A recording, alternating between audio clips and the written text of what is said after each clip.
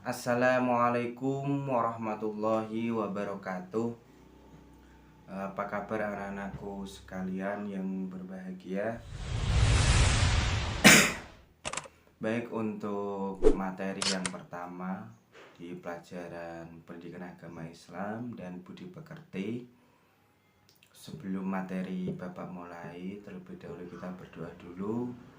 Semoga apa yang kita cita-citakan bisa tercapai dan mendapat ridho dari Allah Subhanahu wa taala. Ala niyatis sholihah. Al-Fatihah. Bismillahirrahmanirrahim. Terima kasih anak-anakku. Untuk materi yang pertama ini kita belajar mengenai Nabi Muhammad sallallahu alaihi wasallam, teladanku. Nabi Muhammad sallallahu alaihi wasallam, suri tauladanku, uswatun hasanahku. Jadi sosok yang kita tiru, kita contoh, baik ucapan dan perilakunya. Itu ya anak-anak.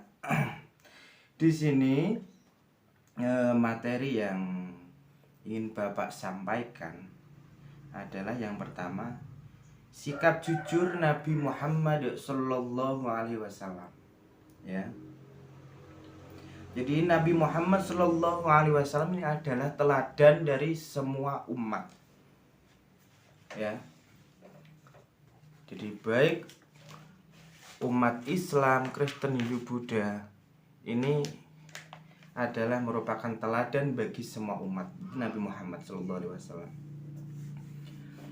Kemudian Nabi Muhammad adalah Nabi yang paling mulia di antara 25 Nabi yang termaktub. Itu Nabi Muhammad merupakan Nabi yang terakhir, Nabi di akhir zaman, yang terakhir. Setelah Nabi Muhammad ini tidak ada Nabi lagi, ya. Nabi Muhammad Shallallahu Alaihi Wasallam berakhlak terpuji. Dia tidak pernah Nabi Muhammad ini melakukan kegiatan yang mempunyai berindikasi akhlak yang tercela. Ini tidak pernah. Dia selalu dalam hidupnya Nabi Muhammad Shallallahu Alaihi Wasallam adalah berakhlak terpuji. Ngoten nggih. Jadi karena beliau akhlaknya terpuji, paling mulia, maka dari itu kita sebagai umatnya kita harus mencontoh atas apa yang sudah dilakukan Nabi Muhammad SAW, baik dalam kehidupan sehari-hari, kehidupan bermasyarakat, maupun dalam kehidupan berkeluarga. Tuh. Orang tua dan kakek Nabi Muhammad ini meninggal pada saat Nabi Muhammad masih kecil, ya. Nabi Muhammad ini punya keahlian yakni dalam hal berdagang, ya. Nabi Muhammad berdagang, menjual emas dan sebagainya, itu milik Khadijah. Di milik Khadijah itu diperdagangkan oleh Nabi Muhammad, emas dan lain sebagainya. Nabi Muhammad adalah uswatun hasanah bagi umat Islam. Tuh. Jadi merupakan contoh yang baik bagi umat Islam sampai nanti di hari kiamat. Tuh. Kemudian Nabi Muhammad ini selalu jujur. Jujur dalam perkataan, jujur dalam perbuatan, jujur dalam berdagang, dan jujur dalam berdakwah. Itu Nabi Muhammad SAW. Jadi beliau adalah sosok yang jujur, jadi dapat dipercaya semua perkataannya, perbuatannya ini dapat dipertanggungjawabkan, seperti itu ya. Kemudian jujur itu juga termasuk perbuatan terpuji. Nah, sudahkah anak-anakku ini berperilaku jujur kepada orang tua apa belum? Misalkan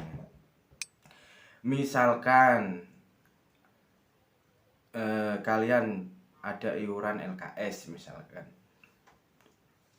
senilai 10.000, kemudian bilang sama bapak sama ibu, bu minta iuran buat bayar LKS 15.000. Nah itu kan berbohong. Yang 5.000 mau buat jajan atau beli pulsa, seperti itu. Di sifat-sifat yang tidak jujur tercela seperti itu jangan sampai kita lakukan. Kita harus mencontoh Nabi kita, Nabi Muhammad SAW, seperti itu. Jadi kita harus berperilaku jujur di rumah, jujur dengan teman, dengan orang tua kita, dengan guru kita, jujur ketika di sekolah, jujur dengan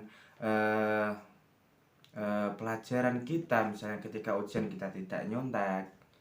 Kita harus semua jadi orang yang jujur dimanapun kita berada, kapanpun, apapun situasi kita harus jadi orang yang jujur. Seperti itu. Jujur dalam perkataan itu apa? Berkata yang sebenarnya.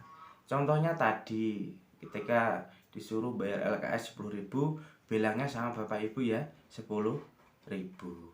Jujur dalam perkataan, jadi tidak bohong. Kemudian jujur dalam perbuatan adalah bekerja sesuai aturan. Misalkan ya, masuk sekolah jam 7. Nah, kita kalau lewat 7 lebih misalkan 5 menit, berarti kita sudah tidak berbuat jujur. Kemudian ada lagi ketika ujian nggak boleh nyontek, tapi kita malah nyontek, tanya kepada teman, itu juga tidak jujur. Karena apa? Kejujuran itu akan membawa kebaikan. Orang-orang, teman-teman di sekeliling kita akan percaya kepada kita. Seperti itu. Kalau kita tidak jujur, orang-orang di sekeliling kita itu tidak akan pernah percaya kepada kita. Seperti itu. Kemudian apa sih keuntungan dari sikap jujur? Itu yang paling penting itu. Kenapa kok kita disuruh jujur, baik dalam perbuatan, perkataan? Kita harus meniru kejujuran dari Nabi kita, Nabi Agung Muhammad SAW. Apa untungnya bagi kita? Toh kalau kita jujur itu ya, katanya kalau yang jujur itu mesti ajur. Ya seperti itu. Tapi yang paling penting itu manusia di hadapan Allah, bukan di hadapan orang lain. Seperti itu. Itu harus kita tanamkan mulai sejak kecil, ya. Anak-anakku, berperilaku jujur ini mempunyai banyak keuntungan, ya. Baik di dunia maupun di akhirat. Jujur ini akan membawa ketenangan. Di ketenangan hati, ketenangan jiwa. Misalnya begini,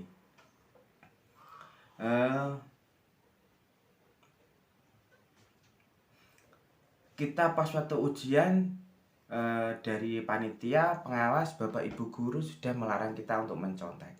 Tapi apa?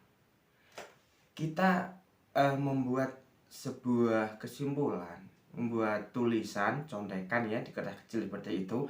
Lalu kita taruh di saku kita masing-masing, atau taruh di sepatu, atau taruh di meja, kan bisa. Nah, ketika bapak ibu pengawas lengah, kita ambil tuh buat kita nyontek. Tapi apa yang kita lakukan? Itu sebuah perbuatan yang tidak jujur. Hati kita akan tidak tenang. awasi engko nak pas lewat kene lek pas aku buka lek roh kepiye.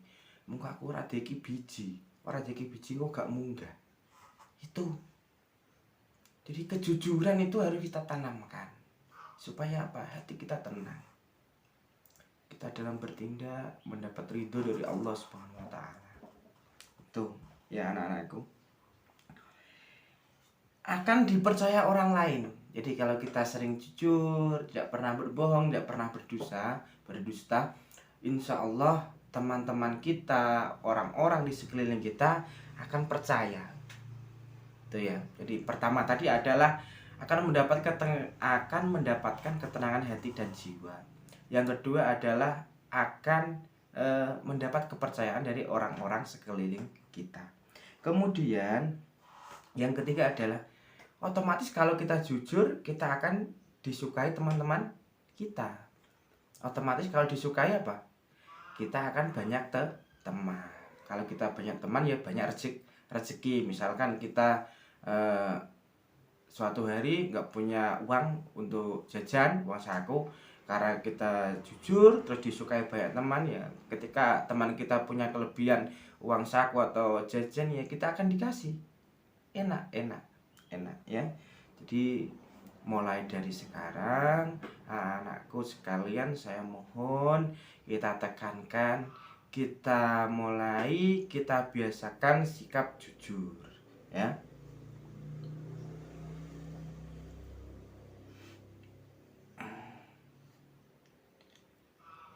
Bohong. Jadi lawan kata dari jujur adalah bohong. Bohong itu merupakan sifat tercela yang dilaknat oleh Allah Subhanahu wa taala, yang dibenci oleh Allah Subhanahu wa taala. Jadi contohnya tadi misalkan kita ujian, nggak boleh nyontek terus kita nyontek, itu namanya berbohong. Berbohong lewat perbuatan itu namanya. Merupakan akte tercela dan perbuatan dosa. Misalkan ya, kalau kita Jumatan kita berangkatnya telat, kemudian pulangnya cepat. Kemudian apa? Kalau ada sendal yang bagus kita bawa. Dan kita ketika ke masjid ya bawa sendal yang jelek gitu. Itu merupakan perbuatan yang dosa gitu. Jadi kita harus jujur dalam kehidupan sehari-hari. Seperti itu ya. Adik-adikku sekalian, jujur ini sangat penting buat kalian ke depannya. Dimanapun kalian berada, apapun kondisi kalian harus jadi orang yang jujur ya. Harus jadi orang yang jujur. Sekian dari Bapak. Apabila ada